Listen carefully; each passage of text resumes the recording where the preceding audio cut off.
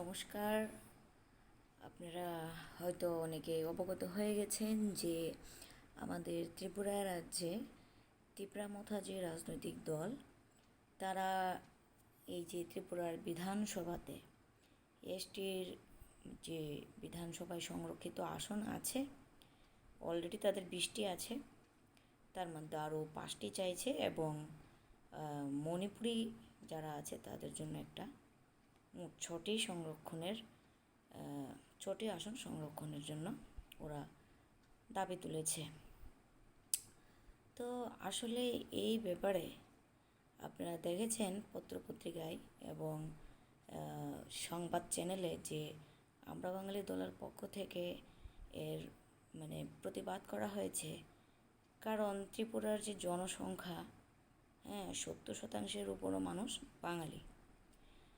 আর এইখানে জনসংখ্যার নিরিখে কতগুলো দিক আছে, ভারতের সংবিধান অনুযায়ী এগুলো ভালো করে পর্যালোচনা করে মূল্যায়ন করে এই ধরনের প্ল্যান পরিকল্পনা গ্রহণ করা হয়।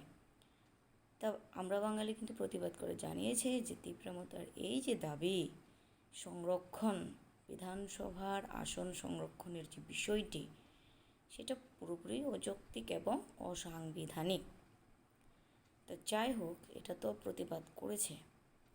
বস্তুত যে জিনিসটা আমি এখানে বলতে চাইছি সেটি হচ্ছে যে এই যে তিপ্রামথা দলের যে ইন্টালেকচুয়ালরা আছে, উপদেষ্টা মণ্ডলী আছে, এদেরকে ভালো করে চিনলে জানলে ভালোই হতো আমি মনে করি।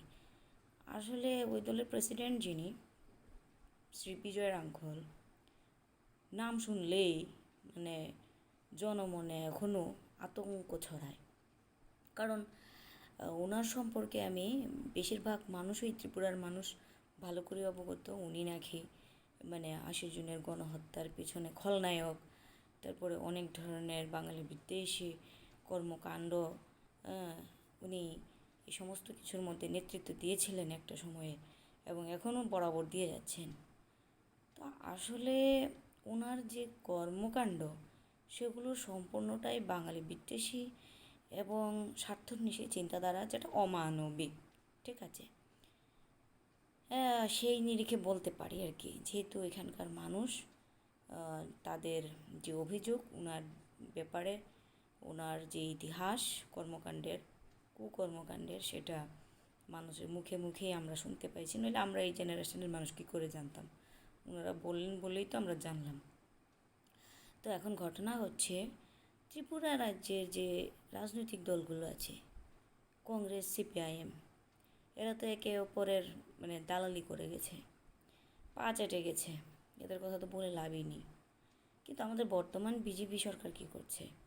ত্রিপাক্ষিক চুক্তি যেটা দিল্লিতে করেছে, এখানে বিশদ বিবরণ কী আছে সেটা কিন্তু এখনও আমাদের ত্রিপুরার মানুষ জানে না। ত্রিপুরার মানুষ কিন্তু পুরোপুরি ত্রিপুরার মানুষকে ঘুমিয়েই রাখা হয়েছে।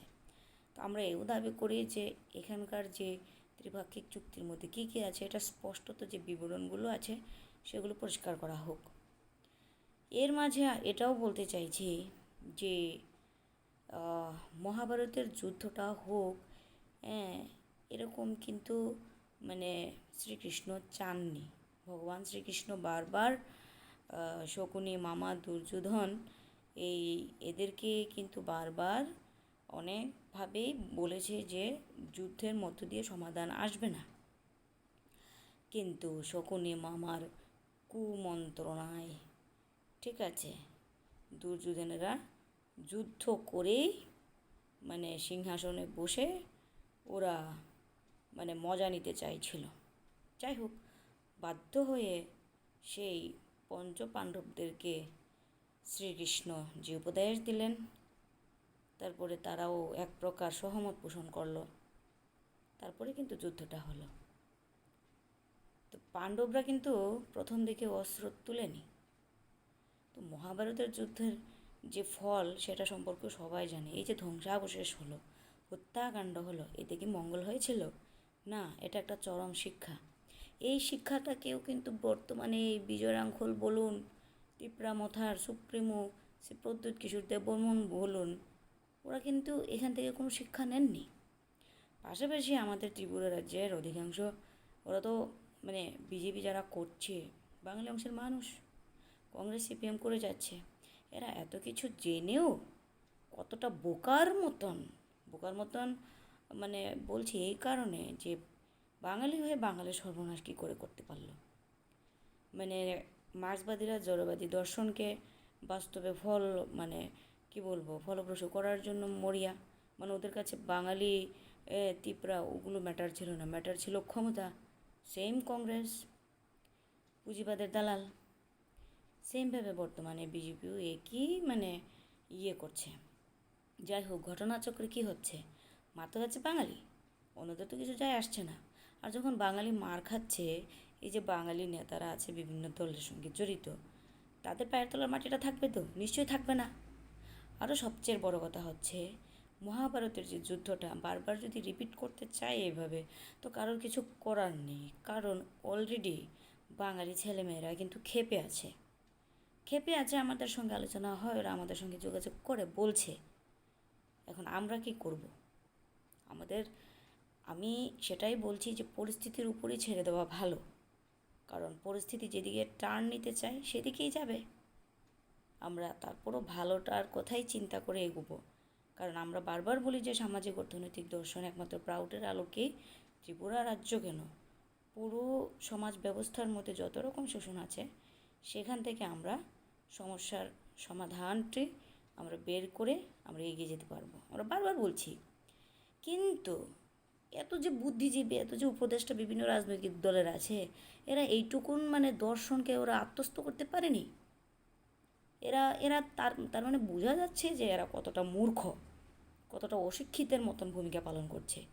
মানে কতটুকু এডুকেশনাল কোয়ালিটি নিয়ে সবাই আছে জানি না। এডুকেশনাল কোয়ালিটি বা এই যে আমরা ডকুমেন্টস, আমরা সার্টিফিকেট বের করে নিলাম, ডিগ্রি বের করে নিলাম, হাতিয়ে নিলাম, এতে যে শিক্ষায় শিক্ষিত সেটা নয়, কিন্তু গুণগত মানও আছে। বিচার বিবেচনা, মূল্যায়ন, পর্যালোচনা সব কিছুর বিষয় মিন করে এগুলো। একজন সমাজবিদ হিসেবে আমি যেটা পরখ করেছি এতদিন ধরে, মানে পরখ করতে করতে কিন্তু আমারও বয়স হচ্ছে, আমিও বুঝতে শিখছি, জানতে শিখছি, অনুভব করতে পারছি। তাই কিন্তু মানে আমি কনসার্ন, আমি সচেতন, তাই আমি সমাজের যেভাবে ভালো হবে আমি সেই রকম যে দৃষ্টান্ত তুলে ধরার চেষ্টা করি। সমাজ মানে সমানম, এ যদি ইতি সমাজও, সবাইকে একসঙ্গে নিয়ে চলার যে মন্ত্র, এই যে সমাজ, এই সমাজটাকে বিশৃঙ্খলার মানে একটা অবস্থায় বারবার মানে করছে এই রাজনৈতিক দলগুলো। তো এই রাজনৈতিক দলগুলো রাজনীতির যে প্রাঙ্গণটাকে একটা জুয়া খেলার আসর বানিয়ে ফেলেছে, যেটা বর্তমান জেনারেশন একেবারে মেনে নিতে পারছে না। কখন যে কার মাধ্যমে বিস্ফোরক মন্তব্যের মাধ্যমে কখন যে কোন দিকে কীরকম আন্দোলন শুরু হবে সেটা কেউ মানে বলতে পারছে না। কাজেই আমি সেই সকল রাজনীতিবিদ বা সচেতন সুবিবেচক নাগরিক যারা আছে বা নেতারা আছে, যারা সত্যিকার অর্থে সমাজের সেবা করতে চায় নিঃস্বার্থভাবে, তাদের প্রতি আমি অনুরোধ জানাচ্ছি, বর্তমানে আপনারা অন্তত আমরা বাঙালির ডাকে সামাজিক অর্থনৈতিক দর্শন প্রাউডটাকে জেনে বুঝে সেই আমরা বাঙালি দলের মাধ্যমে আমরা কি করে এগিয়ে যেতে পারি সবাইকে নিয়ে, সেটার উপর জোর দেওয়ার জন্য আপনারা চেষ্টা করুন।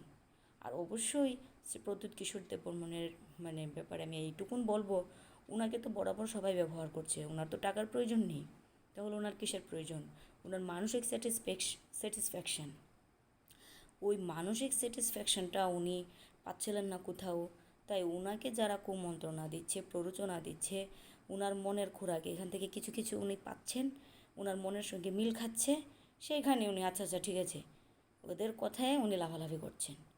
উনি নিজের বুদ্ধি বিবেক আদৌ উনি মানে এখনও ওনার মধ্যে এগুলোকে মানে কি বলবো মনে হচ্ছে ঘুম পাড়িয়ে রেখেছে, ওনার নিজস্ব বিবেক বুদ্ধিকে কাজে লাগাচ্ছে না, উনি সেন্টিমেন্টের মানে কি বলবো সেন্টিমেন্টের জোয়ারে ভাসছে। সেন্টিমেন্ট থাকা ভালো, কিন্তু অধিক কোনো কিছুই ভালো না, অতিরিক্ত সবই বিষ। তো আমি মনে করি এই পর্যায়ে ওনাকে আরও সুন্দরভাবে বিচার বিবেচনা করা দরকার। ওনার ফিজিক্যাল ডেভেলপমেন্টের পাশাপাশি মেন্টাল যে ডেভেলপমেন্ট বা স্পিরিচুয়াল ডেভেলপমেন্ট এগুলো আছে, এই যে 3টা লেভেল একটা মানুষের শরীর, মন, দেহ, হ্যাঁ, আত্মা, তো এই 3টা স্তরের মধ্যেই ডেভেলপমেন্ট যতক্ষণ না হচ্ছে মানুষের মধ্যে এই যে বিদ্বেষ, হিংসা, ঘৃণা, সেটা যদি কারোর প্ররোচনায় মাথায় ঢুকে দেওয়া হয় তাহলে তো হয়ে গেল সর্বনাশ। তাই প্রদ্যুৎ কিশোর দেববর্মন উনি যেভাবে মানে ওনাকে মানুষে মিসইউজ করছে, মিসগাইড করছে, উনার দ্বারা উনাকে ফলো করে উনার যে ফলোয়ার্স বা উনাকে যারা ভালোবাসে আমার তিপ্রা জনগোষ্ঠীরা, মানে এরা কিন্তু মানে ওনাকে মানে কী বলবো, উনি পূজনীয় ওনাদের তিপ্রা জনগোষ্ঠীর কাছে। কাজে ওরাও কিন্তু মিসগাইড হচ্ছে, উনি যেহেতু মিসগাইড, নেতা যেহেতু, নেতৃত্ব যেহেতু মানে মিসগাইড হয়ে গেছেন, তো উনার যে ফলোয়ার্স তারা তো অটোমেটিক মিসগাইড হয়ে যাবে।